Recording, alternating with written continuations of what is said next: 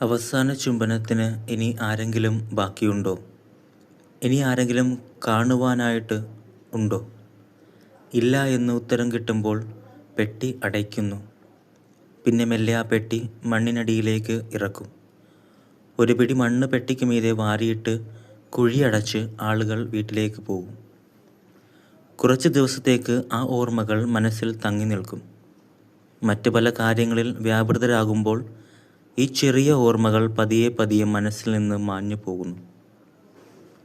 മനുഷ്യ, നീ മണ്ണാകുന്നു, മണ്ണിലേക്ക് മടങ്ങുന്നു. കൂടെയുണ്ടെന്ന് ചിന്തിച്ചവരാരും ഇപ്പോൾ കൂടെയില്ല. കൂടെ ഉണ്ടാകുമെന്ന് കരുതി പൊരുതി നേടിയതും ഇപ്പോൾ കൂട്ടിനില്ല. അവസാനം തനിയെ. ഇതാണ് ജീവിതം. ചിന്തിച്ചു തീരുന്നതിന് മുൻപ് കടന്നു പോകുന്ന ഒരു യാഥാർത്ഥ്യം. മരണാനന്തരം ദൈവത്തിൻ്റെ ചില ചോദ്യങ്ങളുണ്ട്. നിനക്ക് സ്നേഹിക്കുവാൻ തന്നവരെയൊക്കെ നീ സ്നേഹിച്ചുവോ?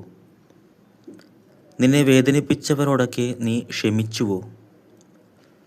മറ്റുള്ളവരുടെ വേദനകളിൽ നിനക്ക് ആശ്വാസമായി മാറുവാൻ സാധിച്ചോ? ഈ ചോദ്യങ്ങൾക്കൊക്കെ യെസ് ലോർഡ് എന്നുത്തരം പറയുവാൻ നമുക്ക് സാധിക്കട്ടെ. ഇനി നമുക്ക് ദൈവരാജ്യത്തെ മാത്രം ലക്ഷ്യം വെച്ചുകൊണ്ട് യാത്ര തുടങ്ങാം. നമ്മുടെ വാക്കും പ്രവൃത്തിയും ചിന്തകളും ദൈവവചനത്തിൻ്റെ സഹായത്തോടെ പരിശുദ്ധമായി കാത്തുസൂക്ഷിച്ച് ഉദ്ധിതനായ ക്രിസ്തുവിലേക്ക് എത്തിച്ചേരുവാൻ പ്രയത്നിക്കാം.